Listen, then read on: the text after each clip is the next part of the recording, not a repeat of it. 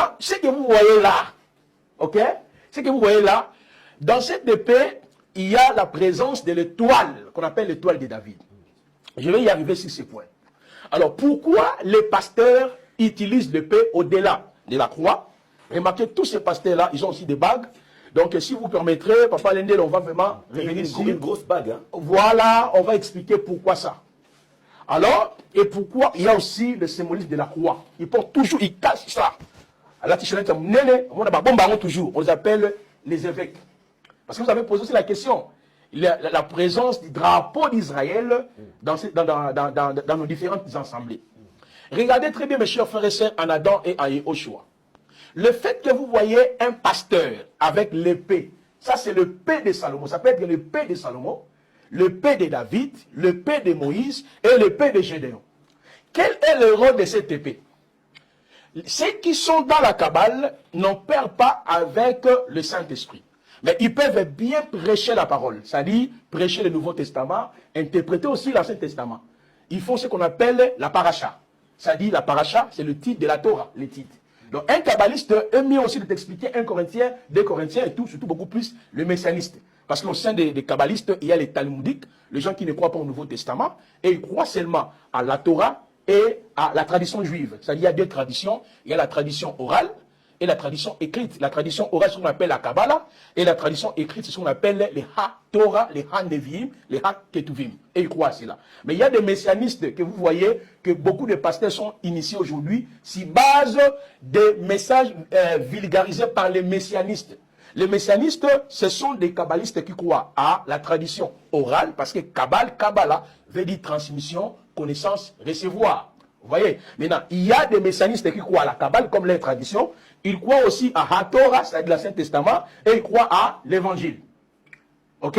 D'où, ce sont ces gens-là qui sont en train maintenant de véhiculer des enseignements erronés dans nos assemblées. Alors, ceux qui sont dans la Kabbale, au-delà d'avoir la kippa, des bagues, des talits, il y a maintenant l'épée.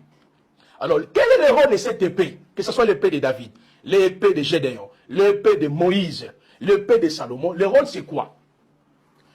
La base de la Kabbale, c'est la connaissance de 72 anges planétaires, qu'on appelle autrement les Elohim, ou bien les anges saints, ou bien les 72 anges de la Kabbale. Vous voyez? Ces 72 entités, ils ne sont pas seulement 72 entités, ou 72 entités.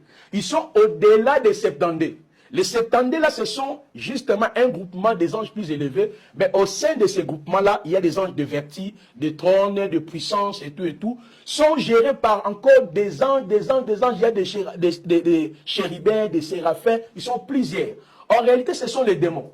Mais pour les kabbalistes, ce sont les esprits qui interviennent dans la vie sociétale d'une nation, d'un peuple, au cas où ces derniers sont influencés par les 72 anges de l'abîme. Donc les 72 anges de l'abîme, ce sont au fait les démons qui constituent le gouvernement de Satan. Je ne sais pas si vous comprenez. C'est ça maintenant le rôle de cette épée. Et dans cette épée, ça permet maintenant à celui qui pratique la Kabbale, de maîtriser les 72 anges de l'abîme. Donc les 72 anges de l'abîme, on les appelle aussi les 72 démons, ou les 72 esprits.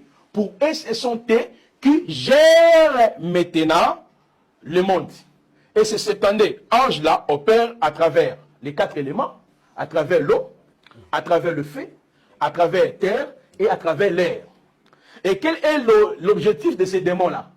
Ils créent des maladies, ils créent des soucis, ils créent des problèmes de folie. Voilà pourquoi quand un kabbaliste prend l'épée de Gédéon, prend l'épée de David, prend l'épée de Moïse, prend l'épée de Samson, il entre maintenant en contact avec ces démons parce que cette épée-là représente,